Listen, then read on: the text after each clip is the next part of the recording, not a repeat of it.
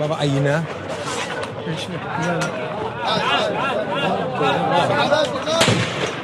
جيش الاحتلال يطلق النار على الوفد جيش الاحتلال يطلق النار على الوفد خلال تواجدنا يطلق النار بشكل مباشر هي جيش الاحتلال جيش الاحتلال لا زال يطلق النار باتجاه الوفد الدبلوماسي من القناصل والسفراء بين الدول. Yesterday, the Israeli Defense Forces fired what they referred to as warning shots at a group of approximately 24 diplomats in the West Bank. They were shooting at diplomats from several different countries. Palestinian officials and journalists were also present, but as we know, there's usually no problem with them shooting and killing Palestinian journalists. Thankfully, though, in this case, no one was hurt. Now, the diplomats were from a wide range of countries, including Brazil, Canada, China, Egypt, France, India, and the United Kingdom. They were in the West Bank specifically to see the humanitarian situation in Jenin for themselves. The warning shots have been met with outrage, and they should be met with outrage. It is unacceptable for the IDF to shoot bullets at diplomats from around the world who are specifically there to see the humanitarian situation in Jenin. And of course, the occupied West Bank has been a target of Israeli settlers who have been driving Palestinians out of their own homes, bulldozing their homes, and the continuation of illegal settlement construction continues in the West Bank. So Belgium, Canada, France, Germany, Italy, the Netherlands, Portugal, Spain, and Uruguay summoned Israel's ambassadors or said they would raise the issue directly. The Israeli Defense Forces said the diplomatic convoy had strayed from the approved route and entered a restricted zone, prompting troops to fire warning shots to steer the group away. You couldn't, maybe shout at the diplomats and tell them, hey, you're not allowed to be here instead? You gotta shoot bullets at them? Yeah. This is a belligerent military, belligerent. And the reason why they're belligerent is because they've been enabled by the United States government, which is the top military superpower in this world. This is unacceptable. Can you freaking imagine? Can you imagine if American troops did this? If American troops fired warning shots at diplomats who were here on US soil to do whatever they're here to do. Yeah. But it's okay if the IDF does it. Yeah, no, guys, so this is beyond anything I've seen. So they're so used to being above the law. They're so used to getting away with terrorism that they're like, we'll just shoot at foreign diplomats. It doesn't matter. No one can hold us accountable. And you know what? We'll get their politicians to send us more money because they're our dogs. They could have shot all of them dead and all those countries would still send Israel more money. They would. You're totally right about that. Yeah, that's why they feel they're acting like they're above the law. They could do terrorism anytime they want. So is it terrorism to shoot at diplomats? Yes. It doesn't matter that you're shooting above their heads. By the way, bullets go places. I remember in the old days, the Palestinians would shoot guns into the air and Israelis would say, how stupid, the bullets come land back down to earth. Well, those bullets went somewhere, they could have killed somebody, right? But it doesn't matter because it's a refugee camp. All it would have done is kill Palestinians. And the terrorists that are the IDF think it's no big deal to kill Palestinians. That's what they do for sport, right? And they do it to steal their land. So if these countries had any steel in their spine, what they would do is say, did you just shoot at our diplomats? No, that's it. Never sending you any funding ever again. Second of all, I'm sending a giant ship full of food and it's gonna dock in Gaza. You fire on it, I fire on you, okay? You wanna shoot at my diplomats? That's an act of war. I'm gonna dock that goddamn ship and I'm gonna feed those Palestinians. And if you don't let me, we're gonna go to war. You wanna go to war with NATO? Let's go to war, okay? Because you terrorists in the IDF are starving people to death right now. It doesn't get any worse than that. And the Israeli cabinet is bragging about it.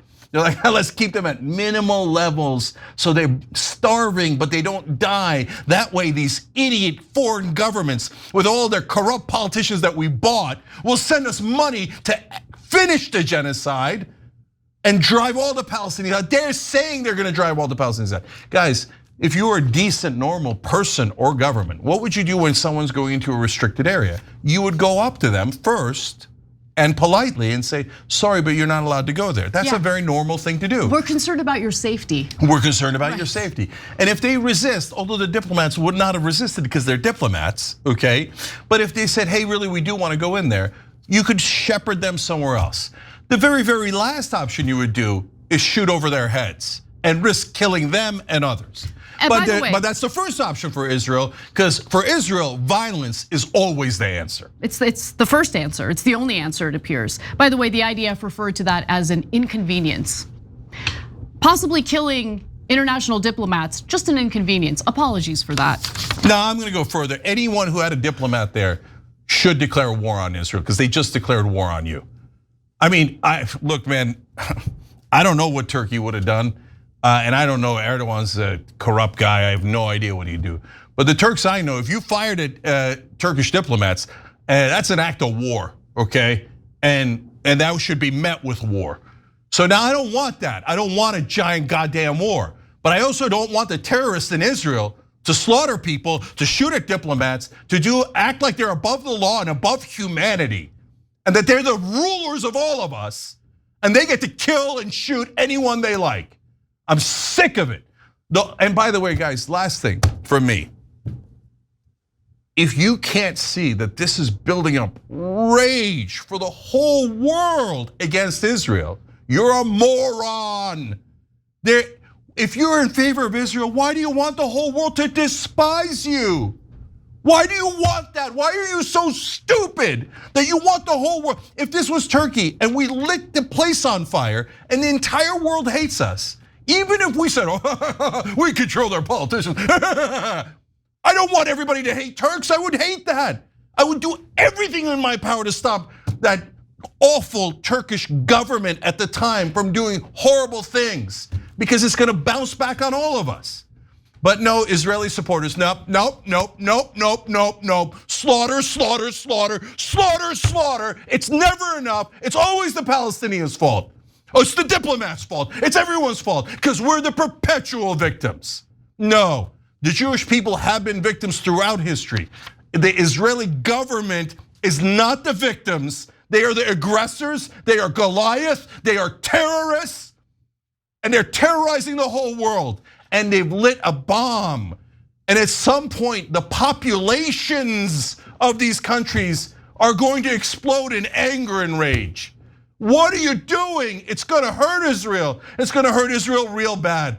But in their infinite ego and hubris, the Netanyahu cabinet goes, no, who cares? Just shoot at the rest of the world and their stupid diplomats. We own them. Jesus Christ, man. You can't do more damage to Palestinians or to Israel. So there have been some consequences in the form of, severing economic ties, at least for now. Worldwide economic boycott instantly of Israel. We'd be nuts not to. Don't buy anything from Israel. You want to starve Palestinians to death? Are you going to cry about an economic boycott? When you've got a full blockade of 2.2 million people, no one should spend $1 in Israel. No one should ever buy a toxic Israeli product, besides which it might kill you. Oh, here's a pager. We murdered you. Yeah, that's so funny. That's so great. Never buy a product from Israel until they change. Then I would love to welcome them back into the decent nations of the world. So Britain has suspended trade negotiations with Israel. That same day, Sweden's foreign minister stated that she would be working with the European Union to place sanctions on individual Israeli ministers due to the treatment of Palestinians in Gaza. Additionally, the EU's foreign policy chief has stated that the bloc will be reviewing its political and economic agreements with Israel, which was instituted in the year 2000. The pact specifies that all signatories must show respect for human rights and democratic principles, and that hasn't really been the case, especially in the process of this disastrous war in Gaza and the persecution of Palestinians in the West Bank. Now the Israeli government is stating that Europe is partly responsible for the killing of 2 Israeli embassy staff. Who is responsible for it? The Israeli government is stating that Europe is partly responsible. Europe? I mean, there's no end to their insanity. Let me give you the statement. Israeli Foreign Minister Gideon Sa'ar blamed what he called anti-Semitic and anti-Israel incitement by leaders and officials of many countries and international organizations, especially from Europe. Because European countries or representatives within European countries have been a little more vocal about the slaughter of Palestinian civilians in the Gaza Strip, and Israel doesn't like that. They want to be able to do whatever they do without any criticism. That's the thing that really gets to me. They have the backing of the United States, the US's military might. They've been able to act with impunity, but on top of that, they want everyone to shut up and avoid criticizing anything they do. And sorry, that's not gonna happen. When you're killing all those innocent people in Gaza, when you're allowing settlers to run Palestinians out of their own homes, when you're bulldozing their homes, when you're building settlements on land that doesn't belong to you, you're gonna get criticized, in the very least. And you're not gonna be able to stop it. Okay, accusing people of being anti-Semitic when they're specifically criticizing the government of Israel, it's just not gonna work. That tactic doesn't work anymore. No, it's worse than that, Anna. Look at this, what this They're idiot- trying to blame Europe for murders. Well, look at this, what this terrorist leader is saying. We nearly murdered your diplomats and we shot at them. Yep. You complaining about us being your lords and superior to you and being able to murder you anytime we like is anti-Semitic. That's anti-Semitic. If you weren't anti-Semitic, you would know that you should shut up and let us terrorize your diplomats. Your diplomats were using themselves as human shields. Israel was acting in self-defense. And your diplomats only understand violence because Israel never does anything wrong. Oh, they're just defending themselves. The diplomats had it coming. The diplomats are the terrorists. It doesn't matter. It's all nothing but nonsense, grotesque propaganda. So, okay, great job, Israel supporters. You got the whole world to despise you. And how did that help in defeating anti-Semitism? Every time you ring the bell below, an angel gets his wings. Totally not true, but it does keep you updated on our live shows.